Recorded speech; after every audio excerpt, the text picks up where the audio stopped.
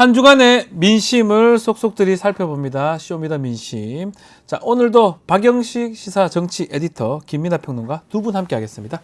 안녕하십니까? 안녕하세요. 자, 시작하기 앞서서 원래 매주 진행하던 우리 미디어 토마토 여론조사 2주에 한번 이제 진행하는 걸로 변경이 됐습니다. 앞으로 쇼미더 민심 한 주는 토마토 저희 여론조사를 다루고요. 또 한 주는 다른 그 조사 내용들을 좀 다루려고 합니다. 자, 오늘은 먼저 어제 있었던 재보궐선거 결과부터 좀 짚어봐야 될 것 같습니다. 결국 이변은 없었던 것 같아요. 투표율은 뭐 24.62%. 자, 일단은 총평부터 먼저 한번 들어보고 자세한 이야기 나눠보도록 하겠습니다. 어떻게 보셨습니까? 저 먼저입니까? 네. 총평. 예. 놀랐습니까? 소문난 재보궐선거 예. 맞죠? 예. 왜냐하면 이게 뭐랄까 작은 선거고 미니 선거라고 부르긴 하는데 네. 열기는 굉장히 뜨거웠던 것 같습니다. 예. 다만 뭐 투표를 놓고 보면은 서울시 교육감 선거를 제외하고 다른 선거구의 열기가 뜨거웠단 말씀이고요. 네. 다만 이변이 없었기 때문에 뭐 뉴스토마토나 이제 여타 많은 전문가분들께서 예상하셨던 이제 2대2의 결과가 그대로 나온 것이니까 크게 예상을 벗어나진 않았던 것 같고, 근데 다만 전체 판세나 몇몇 핵심 지역구, 특히 이제 뭐 강화군에 저는 좀 주목을 했고요. 그리고 서울시 교육감의 결과도 사실 주목을 했습니다. 투표율이 낮았는데도 불구하고 어쨌든 민주 진보 교육감이라고 부르는 정근식 후보가 당선이 되면서 요 대목도 좀 짚어봐야 될 것 같아서 어떤 정치 변화의 여망이랄까, 그리고 어떤 정치 국정 기조의 변화, 대통령에 대한 민심이 워낙 좋지 않다 보니까 그런 것들이 당연히 반영이 됐다라고 좀 보거든요. 그렇군요. 그렇기 때문에 이제 이런 측면에서 강화군, 교육감 요 대목에서 본다면 이제 그런 의미를 찾아볼 수 있겠고, 다만 결과적으로 봤을 때는 예상을 벗어나지 않았다라는 측면에서는 이변이 강화가 없었네요. 한 자릿수였어요. 예상보다는 네. 상당히 접전이었던 것 같은데 결국 이변은 없었다 이렇게 풀이할 수 있을 것 같긴 합니다. 그렇죠. 이 결과를 놓고 얘기를 하면은, 그러니까 이 자리에서도 지난번에 한번 물어보셨던 것 같아요. 결과 어떨 것 같냐. 두 분 다 비슷하게 얘기했던 것 같아요. 뭐 그대로 갈 것이다. 그렇죠. 예. 아마도 민주당 우세 지역에서 민주당 후보들이 당선이 될 거고, 국민의힘 우세 지역에서는 국민의힘 후보들이 당선이 될 것이다. 이렇게 말씀드린 건데, 그대로 이제 결과가 나온 것이고, 이게 언론 표현으로는 이제 미니 재보선이다. 이렇게들 표현을 했는데, 이 정도 규모의, 그러니까 사실 뭐 언론과 그다음에 이제 아무래도 정치 고관여층이라고 불리는 좀 관심 많은 분들, 요런 분들 사이에서는 화제가 많이 된 선거이긴 했습니다만은 유권자들이 막 밑바닥에서부터 막 들썩들썩하는, 전국적으로 뭐 들썩들썩하는 뭐 그런 선거일 수는 없는 뭐 거였잖아요. 근본적으로는. 물론 이제 해당 지역구의 유권자들이야 뭐 특히 이제 호남 지역의 경우에는 야 정말 우리 역대급이었어 열기가 뭐 이렇게 평가하는 곳도 있었습니다만 영광 같은 경우에는 그랬다고 하는데, 어쨌든 간에 전반적으로는 이제 그런 측면들을 이제 무시할 수 없는 것이기 때문에 사실 언론이나 또 우리 정치권이 좀 제가 볼 때는 상대적으로 과도한 의미 부여를 하면서 좀 이렇게 좀 과대평가된 측면들도 있었던 것 같아요, 이 선거가. 근데 그럼에도 불구하고 어쨌든 세부적으로 디테일하게 보면은 짚어보지 않을 수 없는 측면들이 이제 있는 것이기 때문에 그 부분은 이제 뭐 차차 말씀드리면서 좀 얘기를 해봤으면 좋겠습니다. 저는 과도한 의미 부여를 하려고 하는 건 아닌데, 그 보통 선거 치르면 뭐 구도, 인물, 뭐 바람, 뭐 조직 이런 거 다 보잖아요. 근데 재보궐선거 특성상 이게 어쩔 수 없이 지금 조직력을 두고 평가할 수밖에 없어서 이제 이따가 뭐 저희가 선거구별로 좀 다루긴 하겠습니다만, 뭐 이제 조국혁신당이나 뭐 이제 군소 정당 같은 경우에는 이제 조직력이 약하기 때문에 이제 이런 게 가장 좌지우지되는 선거라고 보신다면은 아마 이제 이 결론에 대해서 아마 어느 정도 이해가 빠르실 것 같습니다. 한 군데씩 한번 보죠. 부산 금정부터 먼저 보겠습니다. 윤일현 국민의힘 후보가 민주당 후보를 누르고 당선이 됐는데, 저도 이거 사실 개표 방송을 좀 쭉 봤었는데 초기부터 한 10% 이상 20%까지 아주 크게 앞서가는 모양새였어요. 끝날 때까지 뭐 역전이 뭐 한 번도 되지 않을 정도로 차이가 생각보다 여론조사나 이런 거 보면 거의 접전이다, 아니면 김경지 민주당 후보가 이길 수도 있다, 이런 얘기가 있었는데 결국은 큰 차이로 이렇게 끝나버렸거든요. 어떻게 보셨습니까? 일단 여론조사에 대해서는 아무래도 이제 보수층이 응답을 안 하겠죠. 그렇죠. 네. 왜냐하면 그게 커요. 그렇죠. 지난 총선 때도 사실은 여론조사 내용하고 출구조사는 비슷했는데 결과는 달랐지 않습니까? 부산 지역 특히. 그렇죠. 예. 그러니까 정세가 특히 이제 PK 지역의 보수 유권자층이 윤석열 정권의 호의적이다 이렇게 말할 수는 없습니다. 사실 그렇죠. 지금 상황이 예. 호의적이라는 거는 난 정말 윤석열 대통령이 좋아. 윤석열 정권이 우리의 희망이야. 뭐 이렇게 생각해야 이제 호의적인 건데 그렇지가 않단 말이에요. 지금 상황이. 예, 왜 웃으세요? 왜 웃으세요? 약간 부끄럽다. 네. 그런 마음이 있겠죠. 요런 상황이면. 정서가 있는 것이고. 오빠 이라고 있는데. 그렇죠. 그리고 좀 이게 막 적극적인 지지 의사를 표명하기에는 아무래도 떳떳지 않은 부분이 있다. 예. 근데 그렇지만 아무래도 영남 지역의 이제 정서나 이런 특성상 민주당 후보를 지지할 것이냐. 특히 부산 금정 같은 경우에는 네. 뭐 지난번에도 말씀드렸습니다만 표심이 어떤 그동안의 흐름으로만 본다면 서울로 쳤을 때 거의 이제 뭐 강남 서초에 강남에 준할 가까운. 정도의 가까운. 그럴 정도의 좀 보수색을 갖추고 있는 그런 지역이기 때문에 네. 이게 뭐 여론조사상에 이제 응답을 안 해버리는 그런 보수층이 네. 있다 하더라도 실제 이제 선거에 들어갔을 때는 이 투표를 안 하면 안 하는 거지. 그렇죠. 민주당 후보를 찍는다 그러면 이러진 않을 거란 말이에요. 그래서 이분들이 이제 투표장에 나오느냐 이게 이제 관건이었는데. 그렇죠. 근데 이게 예를 들어서 이제 국민의힘이 애초에 계산대로 조용한 선거를 치르자. 왜냐하면 지난번에 강서구청장 보궐선거 치를 때 이 시끄러운 선거를 치렀더니 네. 그게 오히려 독이 돼가지고 이제 졌지 않습니까? 그래서 이번에는 조용한 선거를 치르자 뭐 이렇게 갔으면은 혹시 이분들이 좀 투표장에 덜 나왔을 수도 있다고 저는 봅니다. 네. 근데 이게 이대로 가다가는 좀 불리할 수도 있겠거니와 거기에 플러스 이 혹시라도 부산 금정에서 패배할 경우에는 이게 단지 이제 이 구청장 선거에서 좀 패배해서 좀 아쉽습니다 이런 정도가 아니라 한동훈 대표가 그렇죠. 큰일 날 수가 있겠다. 국민의힘의 한동훈 대표는 부산 금정에 모든 걸 걸었었어요. 그렇죠. 큰일 납니다. 지금 그렇죠. 큰일 났었어요. 이 내전 상황이 예. 바로 닥치면서 바로 한동훈 대표를 둘러싼 힘겨루기 상황이 바로 이제 내전으로 넘어가면서 큰일 날 수 있겠다 이렇게 되면서 네. 한동훈 대표가 정말 지금 말씀하신 대로 총력전을 펼친 거잖아요. 6번인가 8번인가 그쵸. 엄청 갔습니다. 6번 가고 심지어는 그 금정구를 거의 종단을 하면서 맞습니다. 반팔티 입고 이제 종단하면서 도보 유세를 하고 뭐 난리가 난 거 아니겠습니까? 그러면서 조직이 총동원되고 이래 가면서 사실은 나 이 투표장 가야 돼 말아야 돼 정말 윤석열 정권 좀 창피한데 내가 해야 돼 말아야 돼 이랬던 보수층이 다 나온 거거든요 사실. 막아낸 거죠. 그래서. 그렇죠. 예. 그러면서 이제 이 정도까지 격차가 나오는 상황으로 온 거여가지고 네. 요거는 그런 맥락들에 같이 보셔야지 이게 이해가 될 것이다 이렇게 말씀드리는 거죠. 네, 우리 예. 네, 말씀하시죠. 그러니까 이제 또 다른 포인트가 하나 있으면 이제 선거의 경우에는 뭐 당연히 이제 우리 정당, 우리 후보, 우리 인물에 어떤 이점을 부각시키는 것도 네. 중요하지만 우리의 단점을 줄이는 싸움이기도 그렇죠. 하고 예. 상대방의 단점을 또한 부각시켜야 이제 선거에 승리할 수 있는 거잖아요. 네. 근데 이제 금정구는 어쨌든 이번이 재보궐선거니까 이게 전국 단위의 어떤 중앙 이슈에 휘둘른다기보다는 이 금정구에 해당하는 이슈가 어떤 것이 있는지를 살펴보면 저는 이제 김영배 더불어민주당 의원의 이 실언이 한번 있었잖아요. 없어요, 사실. 근데 이것도 아마 보여요. 금정구의 유권자 분들 중에 그렇죠. 뭐 설령 국민의힘 당원이 아니고 전통적인 국민의힘 지지층이 아니라고 하더라도 윤석열 대통령이 너무 좀 못하시는 것 같고 뭐 난 개인적으로 한동훈 대표도 사실 대표직을 제대로 하지 못한다고 생각하는 유권자가 있다고 손치면 더불어민주당을 한 번쯤 표를 찍어줄까 하다가도 이런 어떤 실언이나 미스테이크 나오게 되면 아무래도 유권자의 심정이라는 것이 기본적인 어떤 토양에 쏠리게 되거든요. 그래서 그런 대목의 실수들이 크게 작용했을 수도 있겠다. 두 분 말씀 들어보면 그 몇 가지 요인이 이 정도의 격차를 아마 끝까지 유지되게 된 뭐 그런 계기가 아닌가 생각이 그 부분을 드네요. 조금만 보완을 하면은 이게 이제 일반적인 다른 선거 지형 같으면은 예. 이게 뭐 폭발력이 그렇게까지 뭐 없을 수도 있는데 이 유권자 지형에 따라서 부산 특히 이제 보수색이 강한 지역 같은 경우에는 특히 민주당 같은 이제 이런 환경에 있는 상황에서는 빌미를 주지 않는 게 중요한 거거든요. 맞습니다. 빌미라는 점이 중요한 것 빌미. 같아요, 제 생각에는. 예. 그러니까 보수층의 경우에도 제가 아까 투표장에 나오느냐 마느냐 이 문제를 말씀드리지 않았습니까?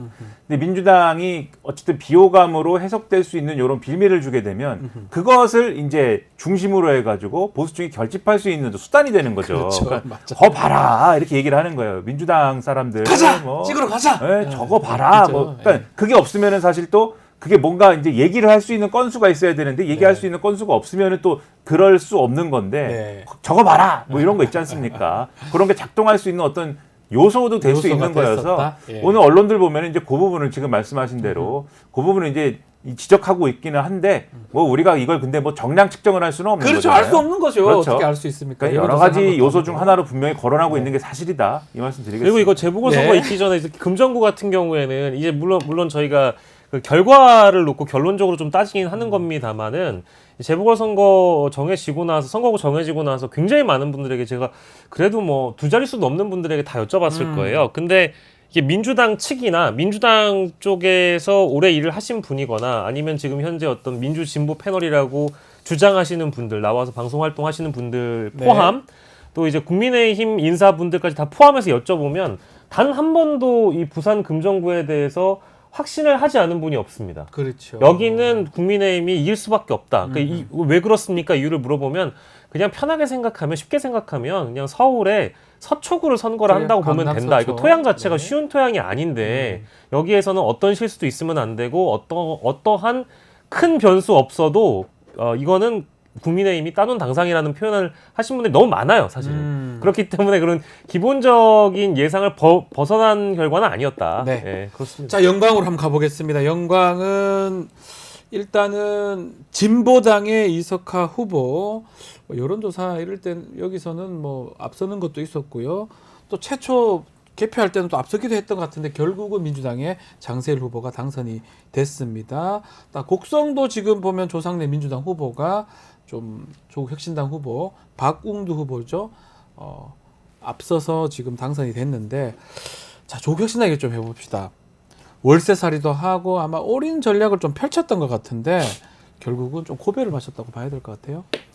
그렇죠. 뭐 원하는 네. 결과가 나오지 않았으니까 고배를 이제 마실 수밖에 없는 거고 투표율이 아주 높고 이제 이 참여의 정도의 참여의 열기가 높아지면은 네. 결국은 그렇게 되어도 이제 이 승패를 가르는 건 조직력이다. 조직력이 그렇죠. 그래도 크다. 그렇죠. 중요하다. 그러니까 예. 다 나오면, 그러니까 모든 유권자들이 자참하면 결국은 조직력 높은 데가 이길 그렇죠. 거 뭐 아닙니까? 당연한 거 그렇죠? 아니겠습니까? 그렇죠. 그러니까 예. 투표율이 낮아도 사실은 이제 조직력이 좌우하는 거고 투표율이 낮을 때는 조직력 강한 데가 나올 때니까 아주 높아도 조직력이 강한 데가 이제 이기는 거고 이런 걸 보여주는 거고 예. 조국혁신당이 사실은 이 상층 이벤트를 승부하려고 한 거잖아요. 지금 말씀하신 월세살이나 이런 것도 그런 것이고 네.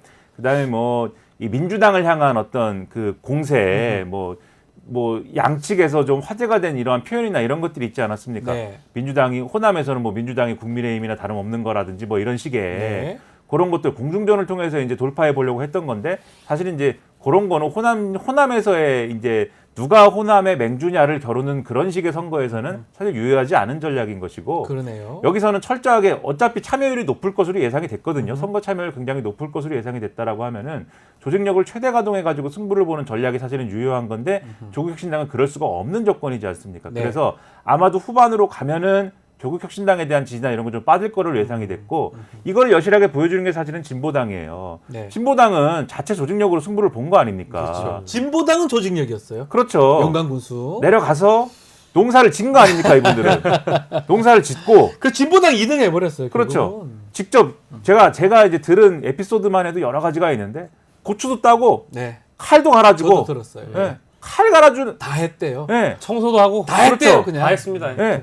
동네에 쓰레기가 하나도 없었답니다. 이 네. 선거 기간 동안에. 진보당 예. 후보들, 진보당이 당원들. 진보당이 그런 식으로 나오니까 민주당들도 당원들 다 나와가지고 이제 해가지고 예. 그러니까는 진보당 2등 하지 않습니까? 그러니까 그런 특징이 있는 선거였기 때문에 여기는 뭐 사실은 이 예측에서도 말씀드렸습니다만은 민주당이 후반에 가면은 결집할 수밖에 없는 그런 조건이었다. 네.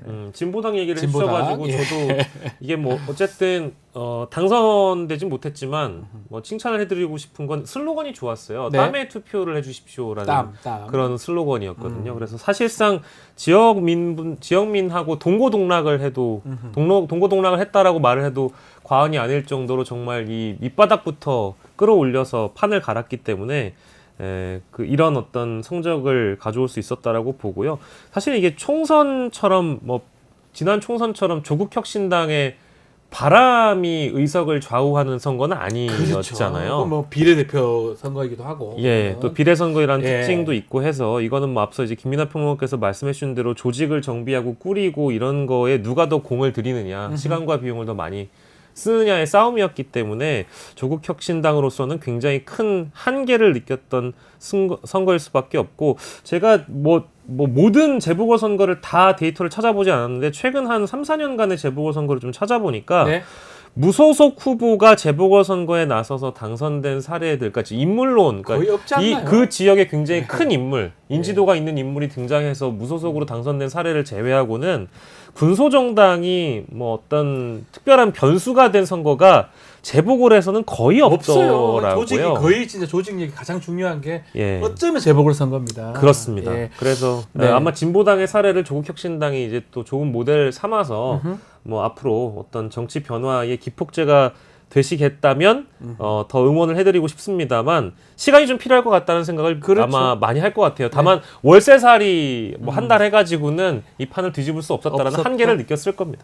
강화군수 얘기도 좀 해보겠습니다. 박용철 국민의힘 후보 당선이 되긴 했는데, 득표차를 보니까 박용식 에디터 상당히 근접했어요. 고전을 했다고 봐야 될 것 같은데요. 맞습니다. 국민의힘의 고전이라고 보는 측면들이 예. 많고 실제 오늘 조간이나 이제 다양한 언론에서도 관련해서 다루고 있습니다. 그리고 강화군수나 이쪽 그 강화군 쪽 선거를 보면 네. 아까 말씀드린 대로 무소속 후보가 당선된 사례들이 많이 있는데 그거를 제외하고 민주 정당 그리고 네. 보수 정당의 표 차이가 두 자릿수 가깝게 나는 경우가 보이더라고요. 근데 네. 이번에도 보면 이번 격차가 8.85%포인트 이게 뭐 차이인 거를 보면 상당히 좀 좁혀진 측면이 붙어 분명히 있죠, 있고요. 거의. 예. 물론 같은 선거는 아닙니다만 지난 총선 때와 비교를 해보더라도 어쨌든 가까스로 민주당이 좀 선전을 했다라고 보는 게 분명히 맞는 것 같고요. 네. 이 지역 이슈는 어쨌든 국민의힘이 어느 정도로 어쨌든 이 지역 의원이 있습니다. 국회의원이 있음에도 불구하고 그동안에 강화 국민들의 어떤 서름이나 아픔 그리고 고충을 어느 정도 들어왔는지에 대한 평가가 당연히 반영이 됐다라고 봐야 될 텐데 뭐 확성기 이슈라든지 또 북한의 접경 지역임에도 불구하고 국민의힘이 신경을 써주지 않았다라는 그런 여론들이 민심이 분명히 있었거든요. 그쵸? 그게 많이 보도가 됐기도 했었고요. 그리고 한현희 후보가 2018년부터 이쪽에서 활동을 하기 시작을 했는데 뭐 짧은 시간은 아니라고 봅니다만 다만 보수의 텃밭을 이겨내기로는 조금 역부족이었다라는 평가, 쉽지가 않았다는 건 평가를 할 수밖에 없겠습니다. 자, 김일혜 평론가님 서울시 교육감 얘기 좀 질문 드려보겠습니다. 정근식 후보 당선이 되긴 했는데 이 선거 투표율은 매우 낮았어요. 이게 결과에 영향을 미쳤다고 봐야 됩니까? 어떻게 좀 분석하고 계십니까? 결과에 뭐 영향을 뭐 결과는 뭐 지금 보면 그럼 그대로요. 그렇죠. 진보 측이 당선이 된 거잖아요. 미친 부분도 있고 뭐 근데 미쳤다라고 할지라도 어쨌든 네. 뭐 이것도 예상된 그대로죠. 어떤 결과여서 그러니까 제가 투표를 하러 갔더니 서울 사람이니까 아, 투표하셨군요. 네, 투표를 하러 갔더니 뭐 텅텅 비었더라고요. 예, 그 진짜 없었죠. 낮에 갔는데 예. 물론 그래서 다들 뭐 출근을 해가지고 이제 안 오셨구나 이렇게 생각하긴 했는데 네. 근데 이거 저기 고령층들은 그걸 아침에 다 했나? 뭐 이렇게 생각하기도 하고 낮이긴 했지만 이렇게까지 텅텅 비나 뭐 너무 이렇게 적다라는 예, 얘기가 생각을 많았어요. 했는데 예. 실제로 이제 투표율이 굉장히 낮았던 거고 이게 아무래도 정당이 물론 커튼 뒤에서는 정당이 많은 움직임들이 있었습니다만은 네. 주도적으로 이렇게 좀 할 수 없는 선거다 보니까 그렇죠. 그러다 보니까 투표율이 더욱 낮을 수밖에 없는 조건도 있고 또 후보들이 정당을 앞세우지 못하는 조건이 있으니까 네. 또 이 유권자들이 사실은 투표소에 가서도 뭐지 누구를 찍어야 되는 거지? 애매하게 생각하는 그렇죠. 분이 있어요. 그래서 예. 당혹스러워했다는 분들이 있는 거잖아요. 이름만 보고 그러니까 좀 생각을 깊게 하지 않고 가셨다가 이름만 보고 내가 누굴 찍어야 되는 거지? 이렇게 당혹스러워했다는 분들이 있더라고요. 예. 그래서 이제 이런 부분들까지 고려를 해보면 투표율이 낮은 것 자체는 뭐 그럴 수밖에 없는 조건도 있었는데 그럼에도 불구하고 선거 후보 구도 자체가 어쨌든 이 단일화가 이제 된 것이고 네. 이런 조건이 있다 보니까 이 민주진보 진영에 뭐 유리했다 이런 평가가 있는 것 같고 특히 서울 지역의 경우에는 조직력이라는 게 어쨌든 있지 않습니까? 그렇죠. 현역 의원들이 있기 때문에 네. 현역 의원들이 상당수가 있기 때문에 아무래도 국민의힘의 현역 의원들이 굉장히 수가 적잖아요. 국민의힘 뭐 서울, 서초, 강남 이런 데는 그렇죠. 뭐 있죠, 사실은. 그러다 보니까는 네. 여러모로 유리한 지점들이 많이 있었다. 종합을 해보면은 그런 점들을 고려하면은 뭐 이길 수밖에 없는 선거일 수 있는데 다만 그럼에도 불구하고 이제 이 보수도 이번에는 네. 후보 단일화를 이루고 해서 사실은 이제 그럼에도 45.93% 이제 얻었다라고 하는 것을 우리가 또 너무 이제 좀 무시할 수는 없는 많이 그런 받았네요. 수치인 것이기도 네. 하고 네. 그런 점들을 항상 이제 경계할 수밖에 없는 수치가 있어요. 분명히 아하. 서울의 여론이라는 게 예. 그리고 이런 부분이 또 있습니다. 이렇게 결과가 나오니까 지금 투표율이 낮다. 그리고 실질적으로 정당이 뒤에서 움직이면서도 이제 뭐 이런 부분들도 있었다라고 하는 거를 들어서 조선일보 같은 경우 오늘 신문 딱 펴면은 아예 이게 예를 들면 지금까지 이제 다른 지역에 대한 우리가 선거에 대한 평가를 하지 않았습니까? 네. 그렇게 평가를 하면서도 교육감 선거에 대해서는 봐라. 교육감 선거는 이렇게 의미가 없다. 직선제를 하지 말아야 된다. 뭐 이런 이제 식이 나오거든요. 그렇죠. 그래서 요런 얘기들을 앞으로 좀 할 거여가지고 네. 그런 부분에 대한 마음의 준비, 이거 앞으로 어떻게 논쟁을 우리가 대처해 나가야겠는가 이런 마음의 준비도 해야 되는 사실은 이 또 결과다. 정당이 또 추천하거나 정당이 또 되는 것도 그런 것도 제도적으로도 한번 봐야 될 부분이 아닌가 또 생각도 드네요. 이게 이제 네. 저는 두 가지를 크게 짚고 싶은데 일단 저희가 뒤에 여론조사 내용도 만나보겠습니다만 일단 서울의 그 민심은 어땠느냐 지금의 어떤 정부를 평가하는 물론 이제 교육감 선거이기 때문에 약간 구분해서 볼 포인트도 분명히 있겠습니다만 일단 여론조사상 드러난 서울의 민심은 어땠느냐 참혹하거든요. 네. 좋지 않습니다. 근데 뭐 다들 아실 텐데. 그래서 이게 또 중요하고요. 두 번째로 민심도 민심이지만 그간 지난 2년 반 동안 우리가 봐왔던 교육과 관련된 네. 이슈가 뭐가 있었을까? 뭐 역사 왜곡이라든지 또 혹은 뉴라이트 문제라든지 이런 것들이 같이 결부돼 가지고 저는 평가가 들어갔다고 보거든요. 그리고 하나 더 더해서 말씀드리자면 이제 조전혁 후보에 대한 어떤 학부모들의 우려, 걱정 이런 것들도 분명히 저는 반영이 됐다고 봐요. 네. 그러니까 이제 일정 부분 논란이 없었던 후보는 아니고 과거에 있던 사례들을 좀 지켜본다고 하면 화제가 됐던 발언들은 적지 않습니다. 그리고 선거 유세 과정에 이르기까지도 뭐랄까 약간 보수 유튜버, 보수 인사라고 보기에는 좀 이게 좀 어렵고 예. 극우 인사에 가까운 분들이 그렇죠. 선거 유세에 등장하려고 했다라든지 아니면 이제 그런 특정 채널을 출연해가지고 어떤 교육감 후보로서 자신의 의견을 개진한다든지 이런 측면들이 분명히 학부모로서는 이게 어떤 이념 성향을 떠나서 내가 부모인데 네. 내가 어떤 정치 성향이 있다라는 걸 떠나서 학부모인데 이제 그 교육감 후보자를 바라보는 그런 시각도 분명히 저는 반영됐다고 봐서요. 이 부분도 함께 고려해서 보시는 게 좋을 것 같습니다. 자, 이번 선거 이제 종료가 됐는데 각 당의 대표들 리더십, 향방 요거 한번 짚어 주시고 요거 선거 얘기는 그 마무리하시죠. 일단 뭐 리더십에 대해서는 그동안 호남에서 어떻게 될 거냐를 놓고 이재명 대표의 리더십 어떻게 될 거냐 많이 얘기를 했는데 네. 저는 사실 늘 이런 질문이 나오면 별 영향이 없을 거다. 그러니까 사실은 결과가 어떻게 나오든 그렇죠. 그거는 예. 큰 영향은 없다라고 저도 그런 생각이 말씀드렸는데 듭니다. 예. 민주당 후보가 다 됐으니 네. 더더욱 영향이 없을 뭐 거고. 별 영향은 없다 이렇게 평가할 수밖에 없는 거고 예. 이제 이 어떤 그 관심의 초점은 이제 한동훈 대표인데 네. 어쨌든 살아난 거 아닙니까? 네, 살아난 금정에서 거죠. 금정에서 네. 어쨌든 큰 표차를 이겼다. 독대합니까? 그 독대를 해야죠. 네, 한동훈 대표 입장에서 독대를 네. 하는 건데 지금 언론이 이제 예상하는 거는 김건희 여사 문제와 관련돼서 더더욱 강하게 이제 목소리를 내지 않겠느냐 뭐 이렇게 예상을 하더라고요. 네. 근데 저는 뭐 강하게 목소리를 내고 약하게 목소리를 내고 이런 문제라기보다는 합의 수준이 어느 정도일 거냐. 그러니까 합의를 내는 쪽으로 방향을 잡을 것이냐 아니면 이거 내가 뭐 요구했는데 대통령이 받아주지 않아가지고 내가 쫓겨났습니다. 뭐 이런 방향으로 잡을 것이냐. 네. 이렇게 가는 나름대로의 이제 갈림길일 건데 제가 볼 때 이 부산 금정에서 많이 졌으면은 네. 한동훈 대표가 이 아마 독대의 판을 깨는 쪽으로 많이 이제 좀 가지 않았을까라는 생각을 좀 했었어요. 그렇죠. 그러니까 스스로 독대를 안 해라기보다는 독대를 하긴 하지만 거의 뭐 쫓겨나는 그림으로 나가 뭐 이런 거 있지 않습니까? 뭐 그런 그림이 아닐까 했는데 그래도 뭔가를 합의를 도모하는 부분으로 이제 가지 않을까 오히려. 네. 그래야 이제 뭔가 지도력을 가지고 내가 당대표예요라고 주장할 수 있는 그런 기반이 갖춰지는 거잖아요. 그러니까 뭔가 용산은 시도를 할 거거든요. 앞에서 좀 얘기하셨는데 지금 도이치모터스 주가 조작 사건 이제 불기소하는 걸로 결론 내고 네. 그 다음에 김건희 여사가 사과든지 유감 표명이든지 무슨 메시지를 아마도 저는 내지 않을까라는 생각을 낼 것 갖고 같아요. 있는데 네. 거기에 플러스 제2부속실 그동안 만든다고 계속 얘기했던 거 이번에는 정말 만들게 이거 한마디 할 것 같고 네. 거기에 더불어서 특별감찰관을 얘기할지 안 할지 모르겠는데 이런 걸 갖고 와서 한동훈 대표한테 이 정도 주니까 받아라. 만족해.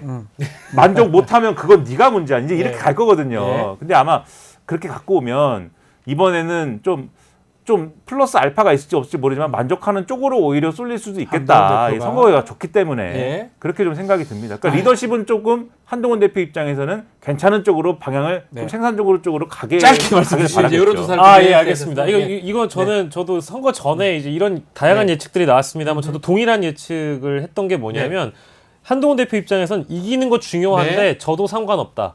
왜냐? 어차피 선거에 지는 건 대통령님과 그렇죠. 김건희 여사 탓이기 때문에 금정구 선거에서 만약에 패배해서 독대를 한다고 한다면 판을 깨는 과정도 분명히 생각해 볼 법하지만 독대에 임한다고 하면 그 안에 들어가서 할 수 있는 얘기는 이거 누구 때문에 졌냐라고 얘기할 거거든요. 그렇죠. 이제 그런 걸 생각을 해보면 크게 리더십의 문제 또 재보궐 선거의 전후 크게 다를 거 없다라는 측면에 너무 동의하고 결국에는 이제 그 독대가 지금 이제 열리긴 할 것 같습니다. 이렇게 돼버렸으니까. 네. 뭐 대통령실에서 면담이라는 표현을 또 쓰는 것 같은데 네. 열려서 과연 어떤 것을 주고받느냐를 좀 우리가 기다려봐야 될 것 같습니다. 알겠습니다.